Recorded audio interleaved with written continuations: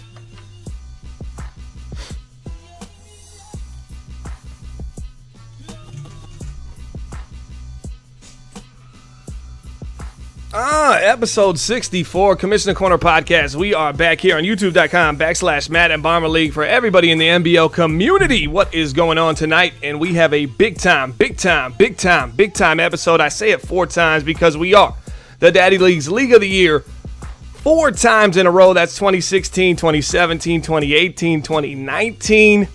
And Barbara Walters is right around the corner. That's that 2020. And tonight we're about to get it popping. It's gonna be hyped in here. A little bit of a revolutionary podcast tonight. Oh, I can't say that word. Can't say that word. But I'm excited. I'm excited what today brings. But let's get right into it. Last night, we're going to get right into the dirt here. So, Commissioner Corner Podcast, episode number 64. We're going to be talking Khalil Mack, phenomenal season. Atlanta Falcons, conspiracy theory, the NFC West pass defense. I actually have a name for the conspiracy theory, and before I move on, I'm going to say that name because I don't want to forget the long name I came up with. It is pretty terrible, and it's kind of funny to me. Shout out to Pricey, just had a baby boy named Isaac Rosenberger. Welcome to the world. You too, at one point, will pick up the sticks and be terrible at Madden, I assume. But likely competing with your pops at the young age of what do you say? What do you guys say? Over under on the age of about 7. He's within a score in the fourth quarter against his pops. Yeah, my guess was 6, so we're right on the same page there. Wow, yep. 6, huh? Yep. What about your girl? What do you think? What do you think? You gonna show her anything or no? No, she's not gonna learn anything. She's not learning Madden, huh? You know, I had an idea one time that maybe we do a wives and girlfriends of the NBL tournament, but I just know some people wouldn't be able to be trusted in that situation. You know, I'd be like, wait, hold on. Yeah, I know they'd grab the stick. Of course, somebody's girlfriend's gonna hang up like 60 on someone else's girlfriend. Yeah, and I'm gonna be like, I don't know about this, man. That looks eerily similar to somebody else's play style here. Let's see if I can find what I actually called this conspiracy theory. Let's see. Let me scroll up here. Before we get the show cracking, I appreciate everybody stopping by. 17 viewers right now. Tell everybody in Grid and NBL we are live. This is called the NFC West Passing Inflation Conspiracy Theory of NBL Season 40. And we're going to talk about it in just a bit. But right now we got other things to get into. Primarily, we're going to talk about this little clip from last night. Let me go ahead and just pause the music altogether. I made a statement last night. And I was rightfully so talking about Lip not having. The Chiefs don't have many big time wins. Opportunity. Who did you play this year that I talked about? The Jaguars. You played the Texans, and then you played the Texans, Patriots. Yeah, but I did overlook. You know, I made a prime example, and I should have brought this up. And Lip rightfully corrected me in a very funny way that now it's time to kind of talk about this a little bit. Well, I'm going to go ahead and play this clip. Ranking, if you will, in the NBL right now. The Kansas City Chiefs don't really have any just power wins against any top teams in the league right now. So I'm looking around outside of a win against the Baltimore Ravens, which they're tied with 11-3. They got losses against the Houston Texans, New England Patriots, and Jacksonville Jaguars, all 3 playoff teams. This is a big-time win. Bears obviously playing for their playoff life right now. They have to win just to stay alive in the hunt. Still 1 game remaining. All right, so that was a clip. I said he didn't have any big-time wins against any top teams in the league, but he did beat the Ravens, and he beat the brakes off the Ravens. It was 40-something, I believe, 17 or 23. What was the final score in that game, Lip? I think that was it. So he had that. And then Lip brought up a good point. The Ravens have not beat anybody this year. The Baltimore Ravens, and I'm going to repeat this, haven't beat anyone this year. And I just watched them yesterday, and it was within a score against the Cleveland Browns team that just couldn't score. I mean, it was within a score, 7 points for about 3 possessions for Cleveland, in which Cleveland would just get the ball, have to punt it back, or they'd turn it over, and then they'd stop them again, get another opportunity to tie it up. Wouldn't be able to do it, kick. You know, I'm just thinking, at one point, when is Baltimore going to make this a 2-score game, and it's over like Rover? And it just never happened. What's going on in Baltimore, Lip? Why is this team unable to get any big wins? And obviously, we'll talk a little bit about the playoffs if they do have a chance.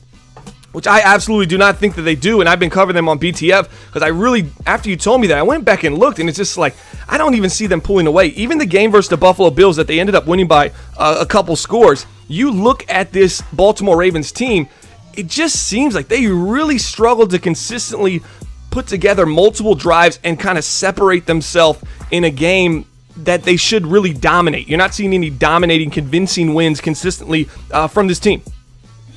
Yeah, so the reason why this kind of came up was for the longest time, Lamar Jackson had a very, very high completion percentage, much higher than mostly anybody else in the league. Yeah, it was close to 80. It was like 78%. 80%, or maybe even a little over. I know that whenever I noticed this was 80%. And I was thinking that was an unusually high number, but I wasn't seeing that he was playing, I mean, he was kind of in a group with other guys. He's playing good, don't get me wrong. But yeah, but his completion percentage, which usually is a kind of a telltale sign, it was an anomaly, which usually you don't see that kind of a high number that isn't reflected on the other end as far as with yards or touchdowns. You look at that and you think, okay, maybe he's just playing really good. But whenever they don't put up points against teams, I mean, they put up 23 against the Chiefs. They put up, I think, 14 against the Jets. That was a week or two ago. They put up 10 points against the Texans. We can't really count the Patriots game. But you look at that and you're wondering if they really do have a good passing attack. And then even further, I mean, in a game where the speedy kind of receivers, at least this first season, have had very high yards per catch. If you look at this team, they've got Mark Andrews at number 2 in receptions at 13 yards per catch. So they're going to the tight end a lot. And then you look a little bit more, Mark Ingram has 36 catches. So between the tight end and the halfback, you've got 80 catches. You've got almost 90 catches there. And this isn't because they're designing Mark Ingram to be such a good pass catcher. It's because they're just going to him because he's the option to complete the pass. Now, don't get me wrong. That's great for keeping the drive alive and keep going. That's going to work against the Dolphins. That's going to work against the Bills. It's going to work against the Bengals. But you can see that it's not really working against the Jets and the Texans and all these other teams whenever it comes playoff time. And this is a lot of statistical, evidence, at least to me, that I do not think that they're going to be able to win a playoff game until they're able to really throw the ball convincingly, not just completion percentage, but convincingly down the field. No, I completely agree. You look at this team, on paper, a good team, owner that is up there, top 5, top 3. I mean, wherever you want to argue that he is. Don't get me wrong. But this is a team that we thought could be great out of the box, and I think they're a good team, but they definitely haven't looked great in any means. And if anything, they've looked like a kind of an unstable good team. At the beginning of the year, I honestly thought the defense was playing a little bit better. Now I feel like the defense isn't as good as it once was, and the offense last night didn't look particularly great either. It seems like an identity kind of crisis. I mean, you're talking about an owner that came from the Dallas Cowboys. It was a ground and pound thing. This isn't the same with Mark Ingram. This is a good line. This is a good running back, but this isn't Zeke Elliott in the Dallas Cowboys. I think still getting used to Lamar Jackson. One thing I haven't seen from Lamar Jackson all year, and I've been covering them since the beginning of this season in building the franchise, and I absolutely do love Z-Star's game, but I have not seen Lamar Jackson extend a play and throw the ball. Barely. It's either I'm going to drop in the pocket and I'm going to stay dead center of the pocket. I'm almost standing there like a sitting duck, and we saw it versus the Cleveland Browns. No real movement, no real awareness inside the pocket, or no real awareness to say, oh, this pocket is kind of collapsing, right? Let me climb it. Let me get out. Let me extend the play. Let me step up. Let me bank right. Let me change the angle. You don't see that. Once his eyes go down, once his eyes go away from the receivers and he starts looking at the line, he's going to either run or that's pretty much it. He's just going to take off, or he's going to check it down. You never see him pull his eyes back up. He never uses his legs to kind of extend a situation to break the ball, to throw the ball down the field. And I think that's where he would be most beneficial, especially with Lamar Jackson. Just haven't seen it this year. But Lamar has stats-wise, you're going to say, he's got great stats, right? His stats are really good. But I don't think we're talking Super Bowl here, right? Oh yeah, yeah. I don't think they're even close. Point, yeah. I don't think if they went on a miracle run right now and won the Super Bowl, I would be shocked. See, I think that if you just put the Ravens in the NFC, I think that they would have a shot. But I think that the AFC is so tough that, kind of like what I was talking about earlier, you're completing a lot of your passes. You know, not. Let's see. Like I think the lack of wide receiver talent is going to hurt too, because Lamar isn't a super accurate quarterback. Obviously, a dual threat quarterback. Not the most accurate inside the pocket, and you have a young rookie wide receiver who's your most talented wide receiver, and then Willie Snead. Yeah, you don't have that big receiver. You don't really have the guy you can really count on. So there's a lot of instability there. I still think they're a player or two away on offense, but defensively, I thought they would have a Super Bowl contending defense. Have not had it yet. Been real disappointed, but we're going to move on. We'll talk about them a little bit. When we get to the NFC best part and we talk about the Falcons, we're actually going to go through the playoff predictions. And then when we get to the playoff predictions, we're going to ask y'all's predictions in the chat. Tell us where Lip was wrong, and I'm going to make my predictions as we go as well. And you can tell me where I'm wrong as well. And give your predictions in the chat where you think this is all going to play out. We're going to start, let's see. Yeah, we'll start September 4th here. Yesterday, the AFC East champion, they're going to get the 2 seed, most likely the New York Jets. The Jets have wrapped up the division in the AFC East. They're 12-2-1 with 1 game left in the regular season, and a win next week will secure them a first-round bye in the playoffs. How impressed are you with Bananas and this New York Jets team? I think they've completely overachieved, and I don't think they're going to win a playoff game, but I think it's okay. I 100% don't think this team is a Super Bowl contender at all. And if they do win 1 playoff game, that's a win this year. If they end up going to the Super Bowl, that's a big-time win for this team. I don't think they're going to win the Super Bowl. They just don't have the talent just yet. But Bananas completely overachieved with the New York Jets. I'd be very proud if I'm an NBL Jets fan. If I'm on that gang green, I thought Le'Veon Bell balled out. Darnold's going to be a beast. The wide receiver core, I think they need to develop those guys, maybe bring in another piece or two. Defensively, they made some great trades. They brought over a corner from the Los Angeles Chargers. He balled out. They brought over another corner. I mean, they brought in some nice pieces and made some nice deals. If Bananas continues that trend, he might be able to kind of curve this rebuild, right? And kind of take a 3-4 year build or a 3-year build and turn it into about a season and a half. I'm actually not as I thought that this would be. I thought we'd be here, honestly. And the more that I look into this, wait, you thought that the Jets were going to beat the Patriots with Motor as the Patriots? I didn't think. I told you this last night. I did not think that the Jets would win the division, but I knew for sure they would be at least that 5th wild card spot. I knew at least for sure they would be in the playoffs, and I thought that the Patriots team was a little bit more. They're just better to start. Well, a lot better. Yeah, a lot better. I mean, they got everything playing out like this, but I knew that they would be here. But whenever I look at this team, their sack leader has 7.5 sacks. What's the corner that the Jets brought over from the Chargers? Desmond King. And what's the corner that LC brought over? Eli Apple. Who Eli's not the greatest, but but the fact that you bring over King and then you pair him with the corner. Who's the corner that they already had? They had one corner that was all right. I think. I could be wrong. I'm not sure. Tremaine Johnson. Okay, so you got Johnson, and then you got the boy from the Chargers, and then now you bring in Apple. Takes a lot of pressure off. You got big hitters on the backside. Jamal Adams back there. You got the guy from the Ravens, the linebacker.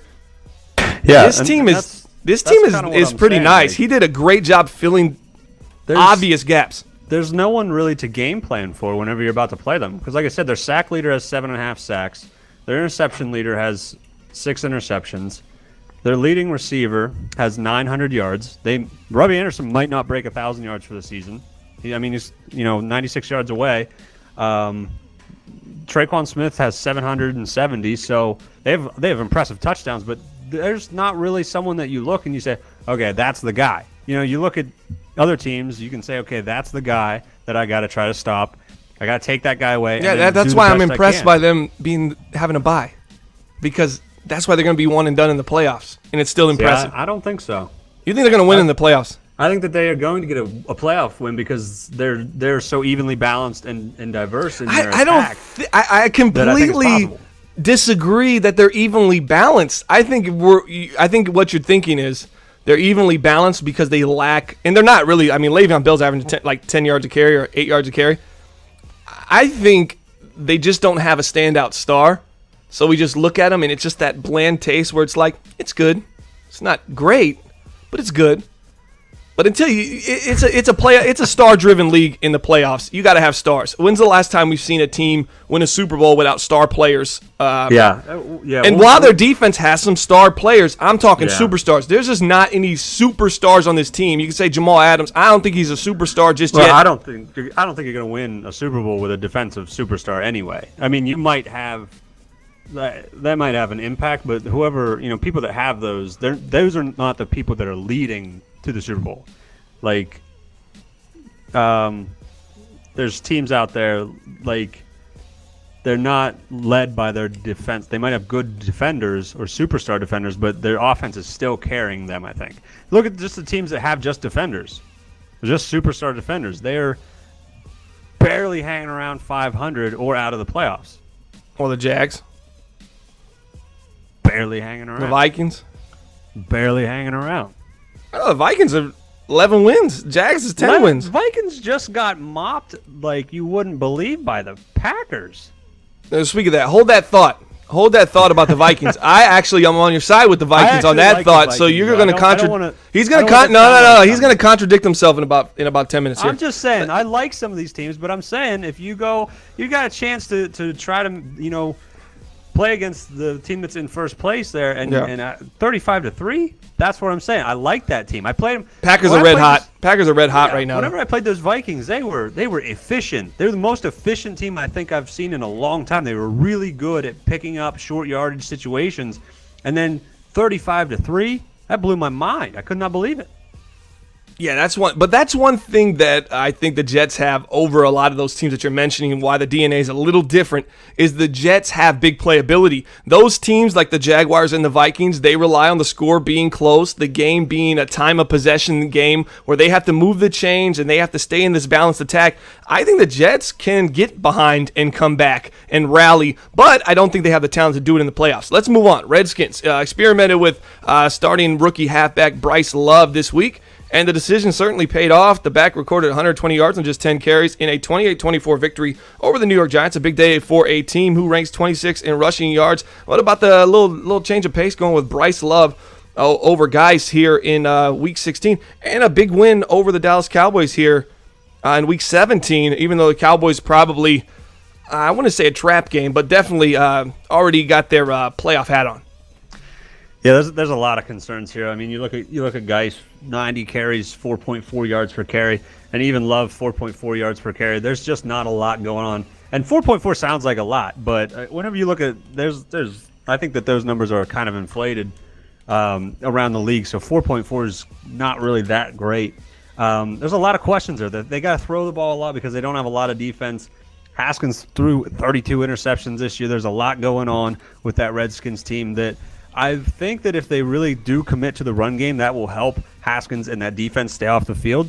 So I'm excited that they're trying to work in somebody in the running back position, try to get some consistency there because that's going to help them big time. Yeah, a lot going on in Washington, a lot of nothing. This team changes direction more than Pricey's head at a bingo hall. I mean, it is really a team that does not really know where it's going. It's got multiple situations throughout this year where you can point and go, okay, maybe they're trying to do this, maybe they're trying to do that, and just you see a little bit of success, and then you just see it, it's like a gain of 20 and then a loss of 25, and they're constantly just changing direction a little too much. Oh, I hate when it does this. Okay, so I'm having issues with this. Let me go ahead and click the picture here. All right, so here we go. Von Miller. Denver is smoking hot right now. All right.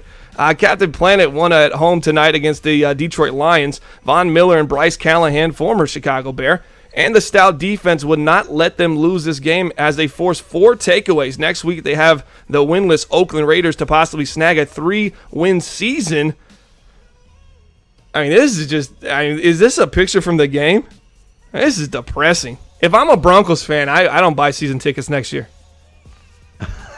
Am I celebrating? Is Von Miller really celebrating? I mean, this is like sarcasm at this point, right? No, they're enjoying they're out. They of picked it. up. He's got 2 stars. Enjoying He has 2 captain stars on his captain patch, right? They got 2 wins. Is that what he's bringing to the table here in his prime? I don't like it. That's a bad picture, man. All right, moving on. San Francisco 49ers are in a spot to snag a top 5 pick in the upcoming draft following NBL Season 40. There have been rumors of them potentially moving back, but nothing has given us a grasp on if it's true or not. One thing is for sure, talks will be hot come the offseason. I'm going to bet, if I'm a betting man, which I am, I'm going to bet that the San Francisco 49ers move back. I think they believe in the talent they have. They're young. They're going to play inconsistent football. They're playing inconsistent football. Are they disappointed in this season? I think they had enough ups where they could make a highlight video and spin this to themselves and go, we had the offense rolling. When it was rolling, we liked what it looked like, right? It's just when it was bad, it was really bad. But we're young, right? We're going to get that inconsistency. I think they're, out of everybody in that division, I think they have the most upside, believe it or not. And I think they will trade back, though. What do you think, Lip? Smart move, the Niners trade back? Maybe to grab a couple more picks? Yeah, I think that would be good because, I think that this team has good enough talent where I don't think they need a star. They might need a star receiver, but I think at this point, that's maybe a year or 2 out. I may maybe move back, build up a little bit more. But I really thought this team would be a lot better than where they're at. So I'm hoping that they do exactly that. Get some depth, get some good pieces with moving back in this draft, and then get a star, no matter where they need it. Just get a star, and then that's whenever this team's really going to take off. Because I think that they've got a lot of potential, and I think that they've got a good plan.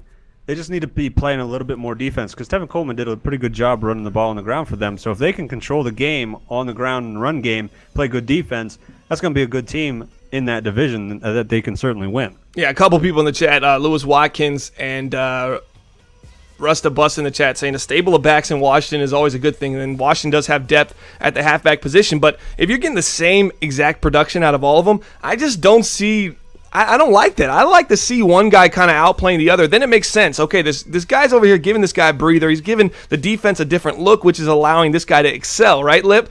And right now, Washington, what'd you say both of those players were doing? They're both like almost identical with 4.5 to 4.1 yards per carry? Yeah, 4.5. So you're getting nothing different out of them, and it looks like Washington. Like I said, these guys are constantly changing direction on what they're trying to do, indecisive on the field and off the field. You look at this front office, you look at the way this team's built. I think they're looking for a 3-down back. I don't think they really want to share the load any more than just keeping their primary back healthy. So they're trying to find somebody that's just going to shine and stand out. And right now, those guys are doing a great job of looking like twins. So it's going to be tough to really decipher who's the better halfback so far, Bryce Love or Geis. Regardless of what happens in Week 17, the Raiders are terrible. They have locked in the first overall pick in the upcoming draft. With a record-setting negative 300-point difference thus far, the Raiders can hopefully only go up from here. Very young team. But not good. If you're the Oakland Raiders and you have the first pick in the draft, you go quarterback. Derek Carr over? You don't even know. I don't know because Derek Carr had 13 touchdowns, 14 interceptions, but well, that's terrible. There's only a few quarterbacks with I'm not sure if it's touchdown interception ratios that are more interceptions than touchdowns. I think so. The most interesting stat to me is that Colton Miller gave up 27 I'm going to stop sacks. you. Why are we talking about the Raiders? All right, Trent moving Brown on. gave up Let's 22 go. sacks. What are we talking about? Really? Are we deep diving? We're deep diving. The analytical breakdown of a NFL 300-plus point differential. All right, Twitter's being a little bit weird here, guys. Deep dish. Shout out to Pizza Hut, sponsor of EA Madden NFL. Oh, yeah. The Bears took on the Vikings yesterday. We'll talk about them in just a second. Derrick Henry has eclipsed the 1,000-yard mark for the Tennessee Titans. The most impressive stat, however, isn't his 13 touchdowns, is that he has 196 total touches and has not fumbled the ball once. Henry has been a workhorse for the Titans squad. trying to find an identity. And this is a team that just paid Marcus Mariota, extended him about $120 million. I'm going to get it right for you, Eric G. Derrick Henry hasn't fumbled on a ton of touches. Same thing with Zeke Elliott. Those are halfbacks you want on your team. Ones that can somewhat, I don't want to jinx anybody here, but stay healthy and not fumble the ball. And that's what you get there as Tennessee's trying to figure it out. But here's the problem. If you're having to rely on your halfback as much as Tennessee is, I don't know how you extend your quarterback.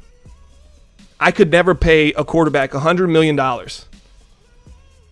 and then go out and say, well, here's the deal. We're going to pay you $120 million, but then we're going to run the heck out of this halfback. Right?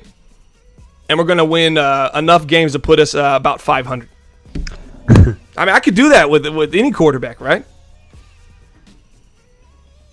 I mean, what do I need a quarterback to hand the ball off to Derrick Henry out of strong formation and obvious run formations, predictable run formations? Because, I mean, I'm just trying to put out the biggest personnel package I can to help run block. Why do I need to pay a quarterback $120 million for that? I completely agree because, I mean, you're paying this guy. He only was able to get Corey Davis the ball 37 times. Corey Davis is a good receiver. He's very Corey Davis got to go. For being 6'3", I mean, he's very. He's fast got for 6'3". he's got very upper middle of. He's definitely not great. And he's not even at the 90, but he's high 80s, right? But he hasn't produced. He's got to go. Trade him right now because any longer you wait, you get nothing. He's not giving you anything. He's giving you no explosion. You're getting more out of Taylor, right? Taylor has actually produced fairly well, right? It's over. Corey Davis, what was he drafted? 7th? Overall? I mean, he's giving you really nothing. Somebody out there will like the size, the ability, the jumping, the speed, the athleticism, everything that the Tennessee Titans were sold on when they drafted him. Let's move on. We're a ground and pound team anyways. He doesn't block well either. I've just played him in Week 17. Multiple times throughout the game, I watched him give up. He's not good in the red zone either. Doesn't hold on the ball in traffic.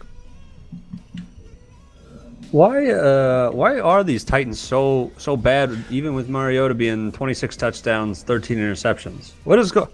What's happening here? Because they're not if Henry's not fumbling the ball and Mariota's not throwing interceptions, what's happening?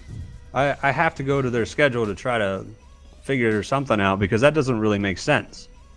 Am I wrong? It's They're just losing a lot of close games. It's one of those It's one of those teams that definitely has underperformed. If you actually go look at the Tennessee Titans roster, they've got some talent. They've got some talent there. They do.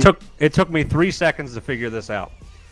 So they're blowing out the Browns and the Colts, but they're losing by multiple possessions to the Jaguars, the Falcons, the Chargers, the Panthers, the Chiefs. You notice a theme here?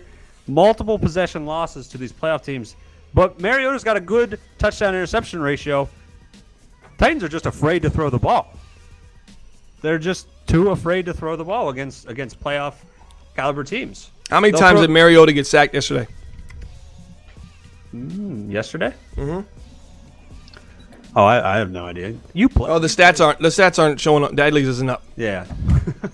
All of Mariota's sacks yesterday, I would say all of them except for one, came outside of the pocket where he probably should have ran. He's not using his legs enough, right? And he doesn't want to make the throws. He's not really forcing the ball, so they're not. His 13 picks, I mean, the way that he throws is not good because he's not really driving the ball. There is no big risk reward here with him. He's not really giving Corey Davis much opportunity to see if he can make a play. So it's really, you really have a game manager there that's essentially very conservative throwing the ball, doesn't take many risks, so they don't get many big plays. And when they play good teams, they get behind, and now they're asked to try to drive the ball down the field, and that's not what he's comfortable with. But heck, you're paying him $120 million. He's got to make a play. He's got to come away with something. Donovan Smith has been a major disappointment for the ailing Tampa Bay Bucs squad. He has given up 15 sacks a season and multiple pressures. The tackle has struggled against every pass rusher the Bucs have faced. Could we see Tampa try to move Smith this offseason? To what? Their practice squad? I mean, what kind of resumes? If you've given up 15 sacks and multiple pressures on a team that has won 2 games, I don't know if the value, especially with the pressure that you're going to get at the tackle position, right? I don't know exactly how much I'd be interested in bringing in a guy that's just going to get destroyed on the edge. Yeah, if he's moving anywhere, it's not even going to be for a quality pick. There's just nothing there. This is a disappointing season for Tampa. Yeah. The team played hard. Talent wasn't there. Didn't make the plays. One lone bright spot, and here's a little fun fact for you: that middle linebacker, I think he was 5th or 6th pick in the draft. What is his name? White. Devin White. Devin White. Fun little fact about Devin White: he has 0 forced fumbles, but he's recovered 5. And that's impressive in itself. He's got a little knack for picking up fumbles. Kenny Moore has been the jack of all trade corner for the Indianapolis Colts. He has 4 tackle for losses, 3 sacks, 5 interceptions. Moore has done it all for the Colts defense that has struggled. He is a cornerstone of this defense and expect the Colts to build around him. There's some bright spots in Indianapolis. I know a lot of people don't understand the T.Y. deal, but heck, and I know eventually I'm going to get to shredding some of these teams, but the Indianapolis Colts made a decision, got rid of some older players, brought in some younger guys. It didn't really pay out, let's say, year 1, but there's still a lot of talent on this team. I don't give up on Indiana just yet. All right, we spoke with the Falcons' opponents about Keanu Neal. The same word was used when describing the Gator alum, disruptive. Neal has forced 11 fumbles on the season, including 3 interceptions, 8 tackle for losses. He's been a menace for offenses playing the Falcons. This defense is just fast, aggressive, and if they can stay healthy throughout this playoffs, they're going to be the toughest out for anybody in the NBL. There's only one team in the NFC that I think could give them, that matches up with them very, very tough. And I'll talk about them later, and it's not who you think either. Player of the week. This was 20 hours ago. Darius Slayton for the New York Giants. He came on well. He got that a little bit of an upgrade, the rookie for the New York Giants. Have you checked this kid out? I think he's like 95 speed, 93 excel. Darius Slayton from the New York Giants. He's been balling. 8 catches, 200 yards. And 4 touchdowns. Did you see that game, Lip? Looks like we lost Lip. All right, moving on. Congratulations to wide receiver Brandon Cooks. So the Rams, 6 catches, $142, 23.7 yards per catch, 5 touchdowns for him. So 2 wide receivers get the Bleacher Report Player of the Week in Week 15 and 16, and they combined for 9 touchdowns. What's up with that? It just seems like wide receivers at the end of the year are starting to get loose on some of these defenses. Are the secondary just kind of getting a little lackadaisical for some of these teams that may be out of the playoffs, or what's going on? I mean, we're still watching film here. Free agency's right around the corner. I see you give up these big plays, man. I'm gonna be less inclined to try to scoop you up and make a roster for NBL season 41. Yeah, Cooks had 5 touchdowns in that game. He had 14 on the season. He's had a good year. 1,100 yards, 14 touchdowns. That's just five touchdowns in one game is pretty unbelievable. But other than that, there's not a whole lot going on for the Rams. Jared Goff's had a pretty decent year. They're just another team that just can't put together wins, even with a couple players playing pretty decent. All right, here we go. Christian McCaffrey. CMC has been balling for the Carolina Panthers. Has 186 total touches, over nearly 1,300 yards, 13 touchdowns. He can do it all. Matchup nightmare in the passing attack as well. He's 3rd in catches behind DJ Moore and Curtis Samuel. Carolina Panthers have a very nice team, nice balanced attack, led by their defense, one of the top defenses against the pass, which is very tough to find in the NFC, kind of the Southwest divisions. They don't really defend the pass very well. So the Carolina Panthers are kind of the anomaly out there. I think they're 5th in the league against the pass, when really in the NFC, you only get the NFC North that really defends the pass well. Despite being his final year of his contract, the Saints have not given Drew Brees a contract extension. The 41-year-old has thrown 29 touchdowns, 16 interceptions. They're going to miss the playoffs. You think Brees retires, Lip? Yes or no? I think he's got one more year, but I don't think it's going to be in New Orleans. He's probably going to end up be somewhere else. But I mean, he had a pretty decent season, so I don't think he's going to retire. And I think somebody is going to pay some good money to have him for that last season. Brees, fun fact in the NBL, Brees once made about, I think, $40 million for 1 year. Yeah. I think Fab Five Freddy gave it to him. You remember that? And then he binged him 3 weeks in. And then we said Brees was probably somewhere in Cancun just counting it up. Say cheese after a 4-sack performance versus the Titans. J.J. Watt joins Khalil Mack in the 30-sack club. Texans pass rusher has been a dominant force all season, wrecking havoc on offensive lines. Can Watt continue this play in the postseason? We sure hope so. And the morning buzz for today, I accidentally clicked on the Bucs Twitter. I don't even want to go down that road. Their social media guy is probably Derek Tanner or something like that. Packers win their 12th game in a row. Shout out to Go Pack Go as they obliterated the Vikings, who are, they are the biggest perpetrators of potential in the NBL. That team is one and done at its finest, and we're going to get to that in just a second. Falcons sneak by the Bucs 28-23. Well, Falcons got out to a lead. Bucs kind of snuck back in to probably beat the spread, because I think the Bucs are actually, here's my conspiracy on Tampa, I think their owner is making some big-time bets in Vegas for his team. He's taking that. He's taking the points, the plus 21s, and he's sneaking in these games, and they're not coming away with the win, but they're probably beating the spread nearly every week. The AFC NFC records are pretty close. The AFC's got a winning record, 121, 119, and 2. The NFC's 122 and 124. You can blame Pricey for that. No wins this year for him, so there you go. That would be the breakdown of that. And shout out to my man JB for the sweet little hat that he gave me here. Clemson is going to be the team. I was looking for a college football team to root for. You know, I'm big on DeAndre Hopkins now. So he put me in a Clemson hat here, and I'm going to be rolling with these boys from Clemson.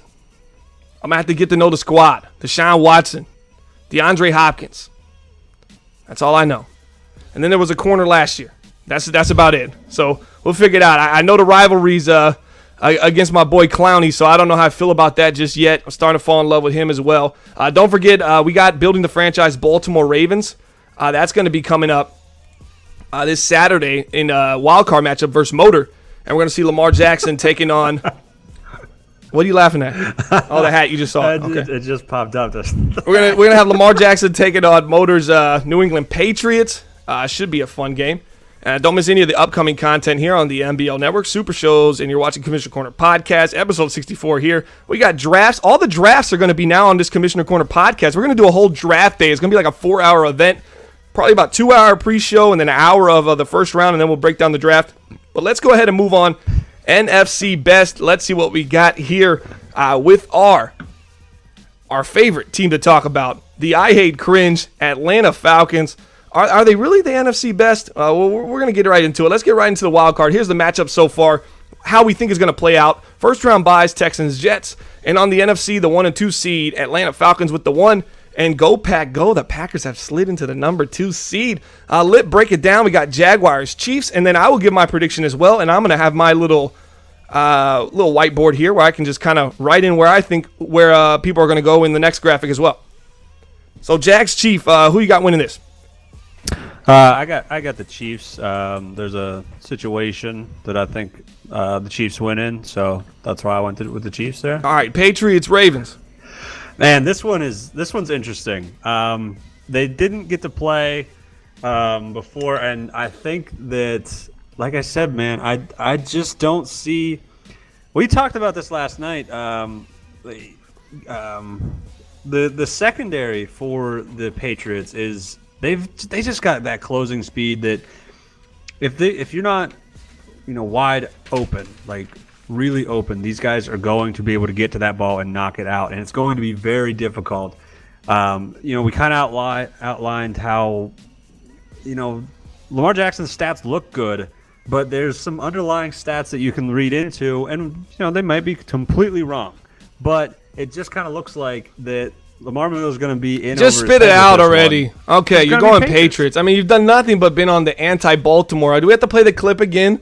I made a comment about the Chiefs, and Lib called me and said, "Hey, but the Ravens is the team I beat. They haven't beat anybody." Do not spin it like he hates the Ravens. He does not like Z-Star. Shout out to Z-Star. And I'm going to make my picks once I put the new graphic up. Vikings, Cowboys. Now, I know you have to go Cowboys here, right? I mean, Vikings are terrible, you said, right? I thought that the Vikings got their butts kicked for no reason against the Packers. But I think they're a good team. Like I said, they're very efficient. They pick up short yards situations very well. They just make good plays. They take their time, and they make good reads. And that's one of the reasons I think that they can play good defense. I'm not too sold on the Cowboys' passing attack. I think that the game is going to be largely controlled by the Vikings, and that's why they're going to get the win. And Dak Prescott still remains unsigned for the Dallas Cowboys, so that's something to keep in mind. This playoff run might determine whether he gets a contract or not. As we're going to move on to the divisional round here, here's where Lip picked, and I'm going to go ahead and mark some of this stuff here where I go. And he chose the Panthers over the Seahawks. So here's the matchup we have going on. This is where I'd have it. He's got the Patriots beating the Ravens. I have that happening as well. He's got the Chiefs over the Jaguars. So this whole side right here, guys, this entire AFC, I got the check mark. I mean, yeah, the AFC. I'm used to calling myself the NFC. Check mark. I completely agree. This is completely wrong. The Vikings, I think this is going to be a close game. I think OSU gets by, and I think the Cowboys win. So no Vikings. We'll go Dallas here. It's going to be Dallas versus Atlanta. Right? And then Carolina is going to be taking on the Green Bay Packers. Wait, no. Then it would put who did this? Who did this graphic? Well, I have the Vikings winning. So So when I'm seed. Yeah. If you're changing that, the 3 depends on who you have the winning. Oh, well, the 3 would play. So OSU Packers. wins, and then he's going to play the Packers, right? Yeah. All right, so that's not going to be Dallas. Let me just go ahead and erase that. So this is not going to happen. I got Dallas coming down here. He'll be there. And then the Panthers are going to go up here and play the Falcons. And this is going to be a tough game, and this is where it's going to die for Atlanta. But go ahead. All right, so you got your predictions here. You got Patriots, Texans. Who you got? I'm going with the Patriots. Oh, my gosh. No way. That game was real close. I thought you caught some breaks. I'm calling it now. I will not need those breaks the next time to catch. And I'm not throwing a pick in the red zone again. Ooh. That just doesn't happen twice. If that happens, though, this is definitely getting clipped and played. Well, I mean, it already happened in the regular season, and I ended up with a dub. Yeah. So it's just not going to happen again.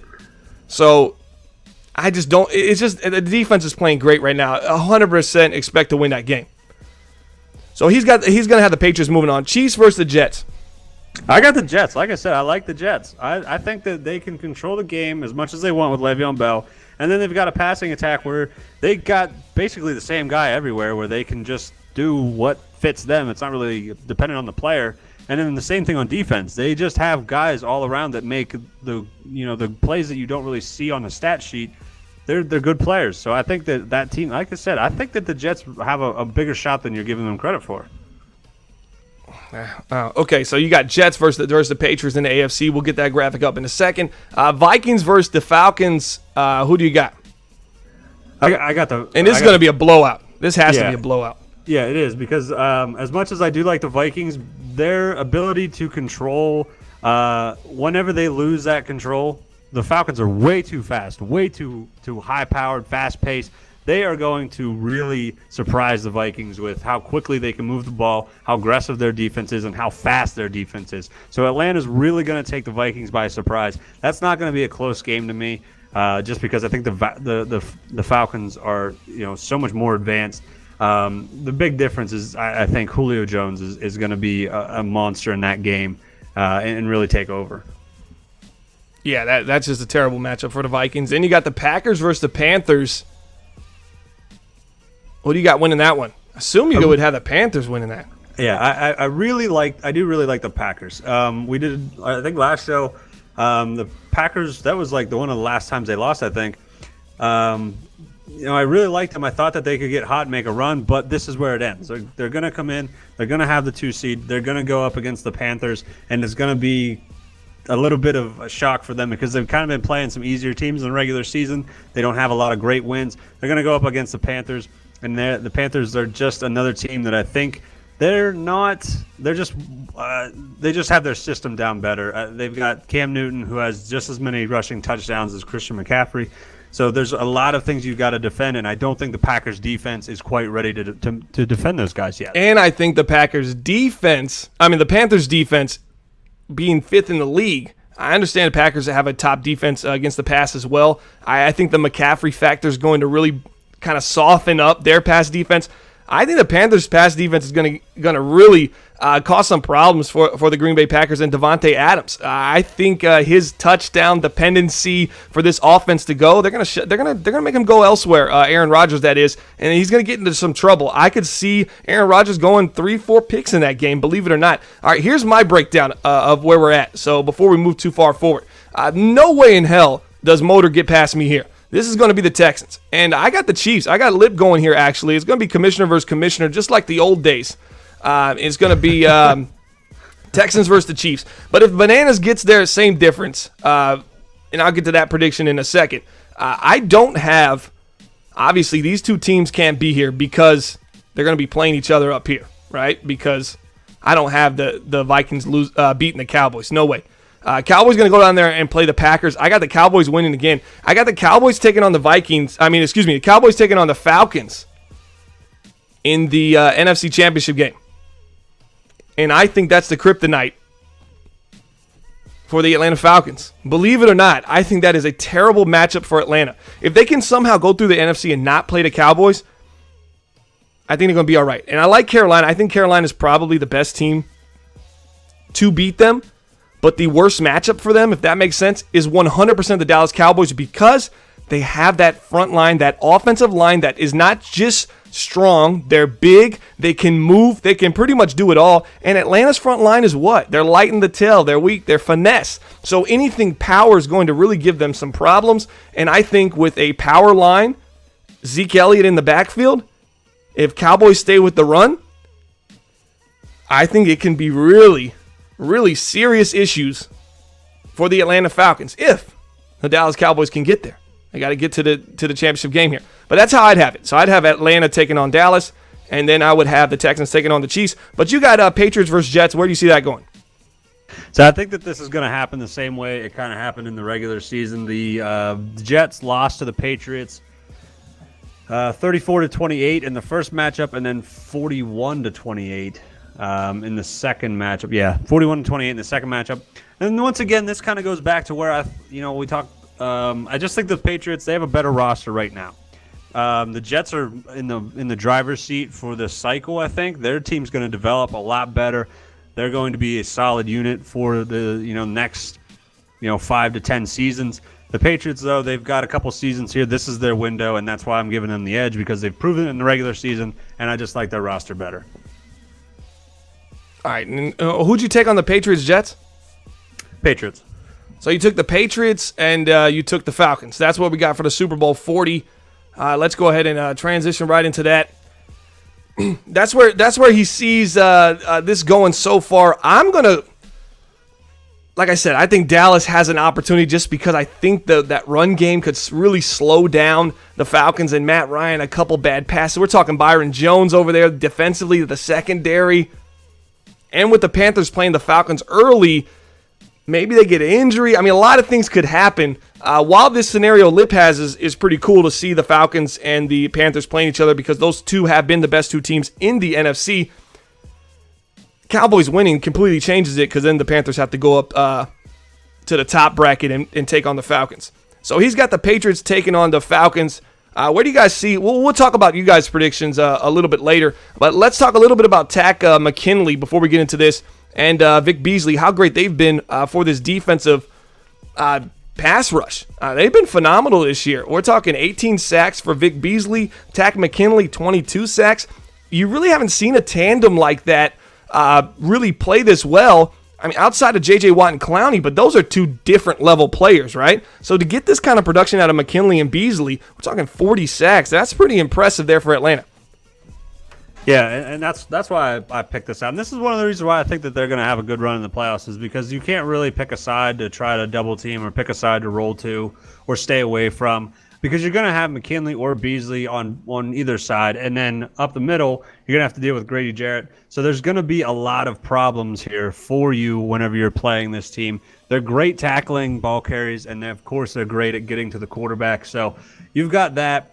They brought over Trey Waynes in the secondary. There's, of course, Keanu Neal, who we've talked about, and Desmond Trufant. So I think this defense is really good, and it starts with these guys up front, McKinley and Beasley. The pass rush this year, I think, is super important. And this is a team where, like I said, the defense, these are really good players. I think that the offense of the Falcons is going to propel them forward, but these guys are going to lock it down because they're playing so great on both sides. I mean, left and right on the defensive line for the Falcons defense. Yeah, a couple guys in the chat going, the speed is unreal. Well, here's how do you neutralize speed, Lip?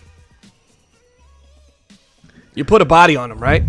You put a body that can somewhat move, but overpower them, right?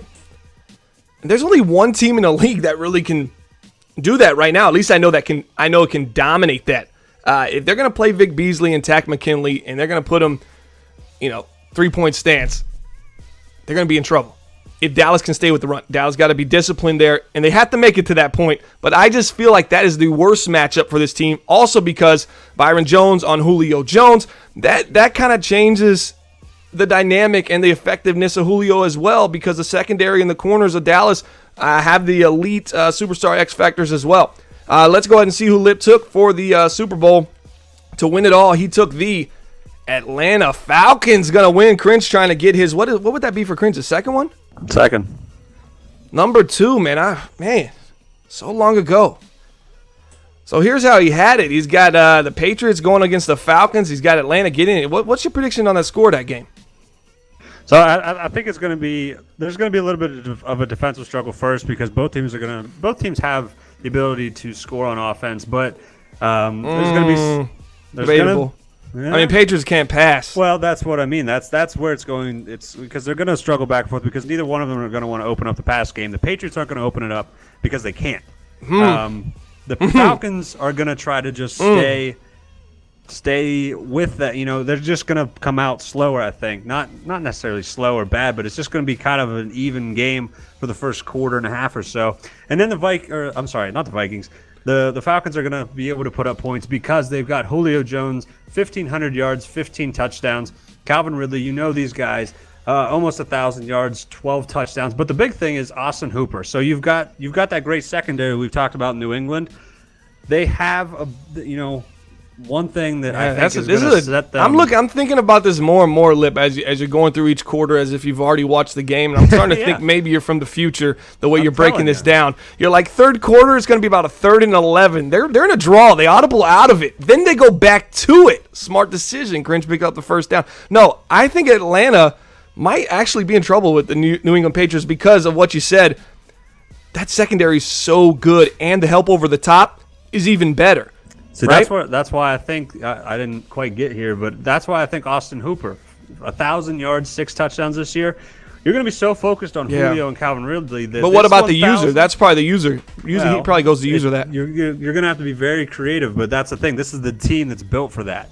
In the NFC, I think this is the best offensive team, at least in my opinion, to be able to have this versatility. So I think that they're gonna have to be creative, that's for sure, because the user is going to be able to neutralize Austin Hooper, because Austin Hooper is not a great tight end. It's not Kelsey. It's not Gronk of the old days. There's not going to be a lot of star ability coming from this guy. You have to make Hooper come alive. But that's what I think. They've done that all year. I think that's going to be the determining factor, because you're going to be so focused on Julio and Ridley with that great secondary that you're going to really have to focus on Hooper. And I just think that the Falcons offense, 35 touchdowns, 8 interceptions for Matt Ryan, that's the key, and that's what's going to happen, and that's how the Falcons are going to win the Super Bowl. All right, here's the deal, guys. If the Atlanta Falcons play the Patriots in the Super Bowl, and Austin Hooper ends up being the obvious runaway guy, I'm going to do a $200 merch giveaway here on the Commissioner Corner podcast.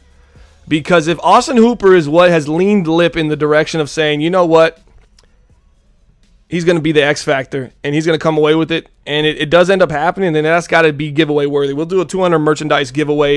You can find our merchandise on cfnclothing.com. Obviously, I don't see it that way. I see Texans, Falcons, and guess what? I see a little bit of revenge from Week 4. And a little payback was, what do they say it is? Can't say it live on the air.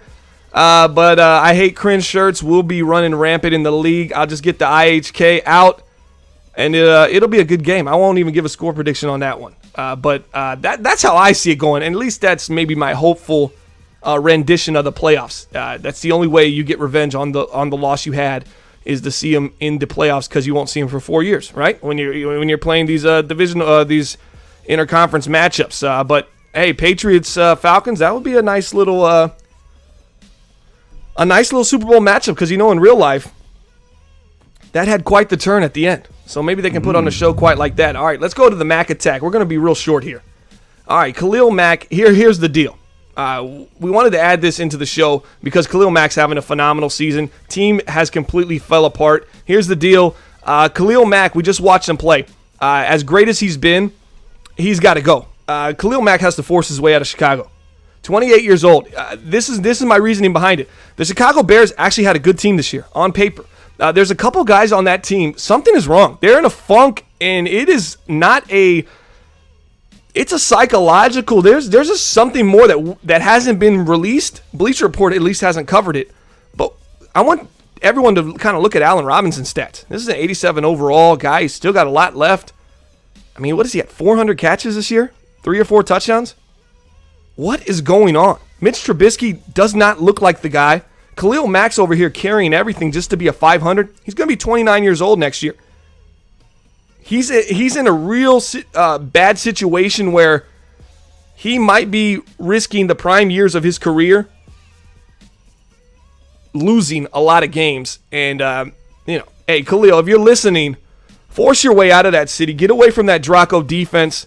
It's just going to put a lot of miles on you. And by the time you get out, I don't know if I can do much with you at 33, 34. Any final thoughts on Khalil Mack and the Chicago Bears? Yeah, I mean, you covered it. First in total defense, first in passing yards, second in rushing yards, first in points, second in sacks, only by 2. This team, they have a really good defense. Of course, it's led by Mack with 35 sacks. Great player, but whenever you're around 9-6, 9-7, if you take away Mack, Mack might be worth a game, maybe.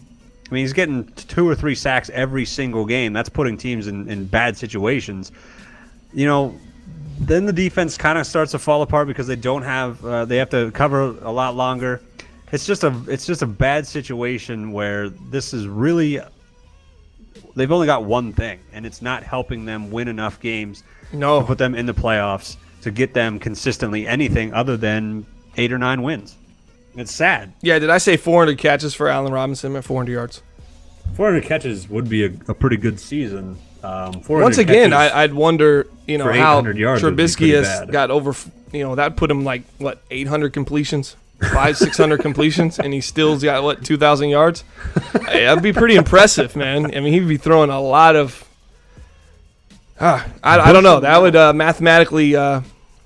Hey, that's coming from Gibbs. Gibbs used to run BTF for the Jacksonville Jaguars. He once gave somebody what was that contract he gave? And I know it because the guys on my team now was Colvin, Aaron Colvin. Let's see if Gibbs can remember. Gibbs, you remember that contract you said you gave him? It was like you misspoke, and you gave him we signed him to a $112 million deal, 4 years, $112 million, and it was supposed to be $12 million.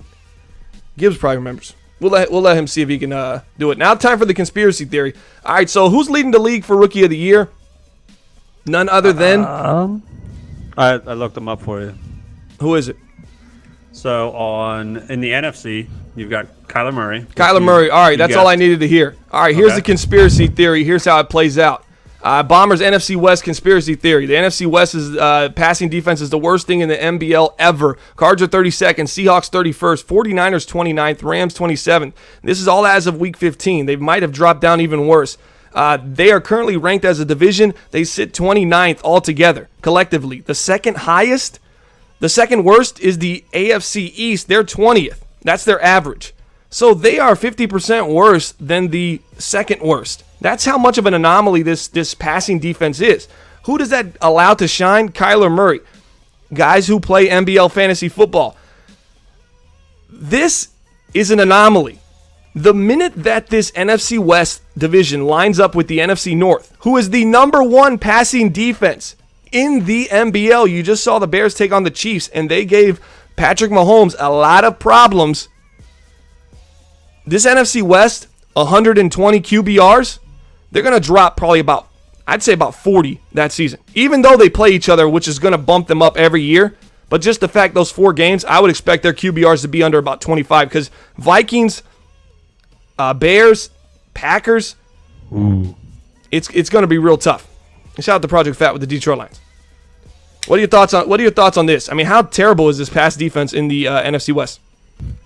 It's pretty bad. I mean, you might want to say you might even say it's the worst. But you're right. Whenever they transition into playing these good defenses, it's going to be bad because Khalil Mack's ability to get to the quarterback and then that coverage there, you got a lot of good defenders. It's one of those things that we have to revisit this next year and look at the exact same thing because this is going to be so interesting to see. Look, the NFC West pass defense is so bad. The owner of the Los Angeles Rams is in the chat right now saying, he said, our defense is bad because we all don't use cover 0. Yeah, I don't agree with that. What? My defense gets worse the more cover 0 I use. Yeah, and you run the most. Every time I've ever seen you run cover 0, I'm like, this might be the worst time to actually run that cover 0, and it looks like cover 0 at the worst time to run it.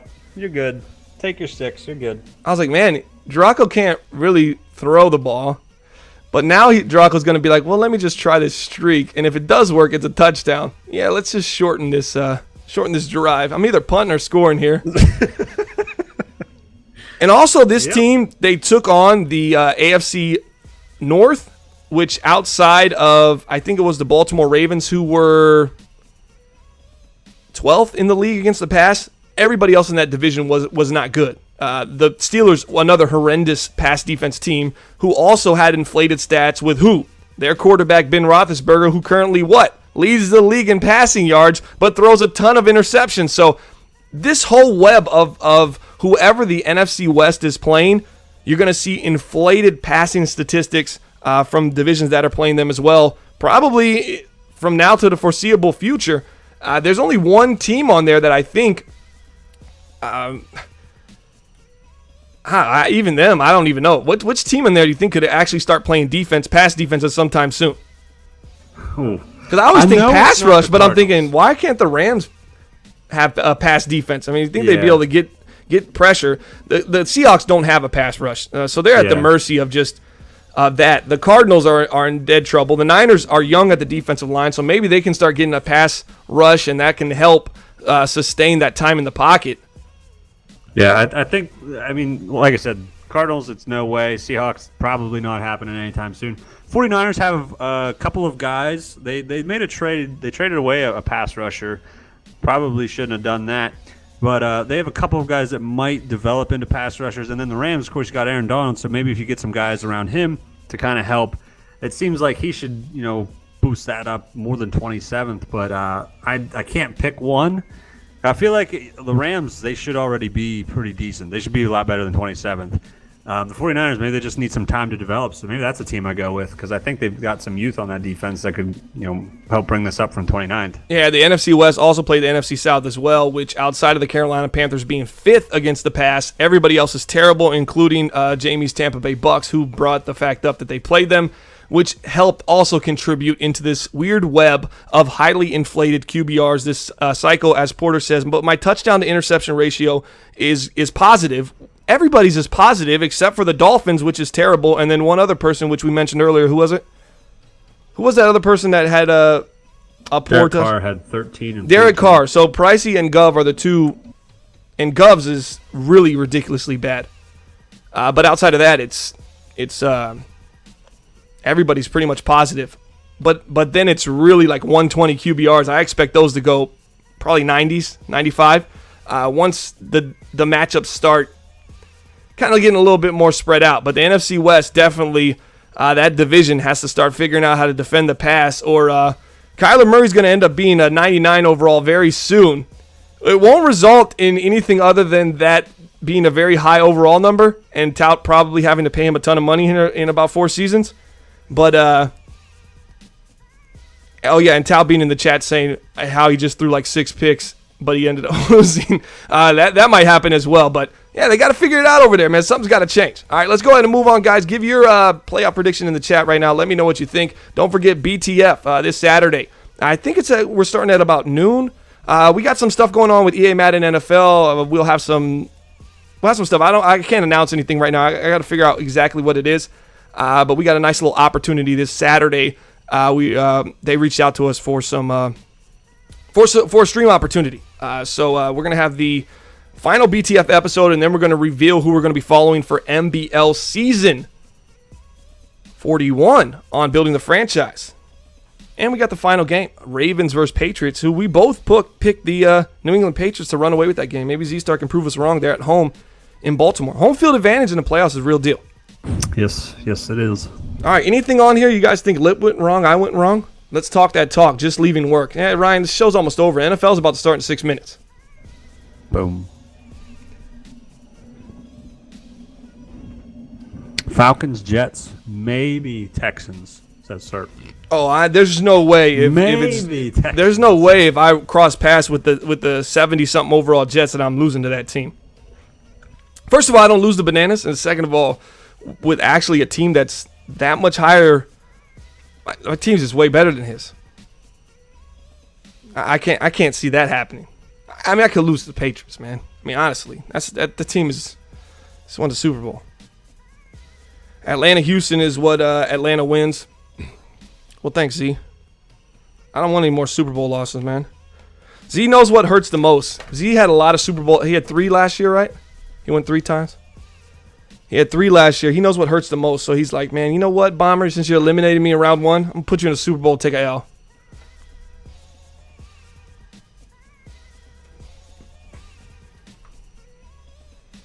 Any other Super Bowl predictions in the chat?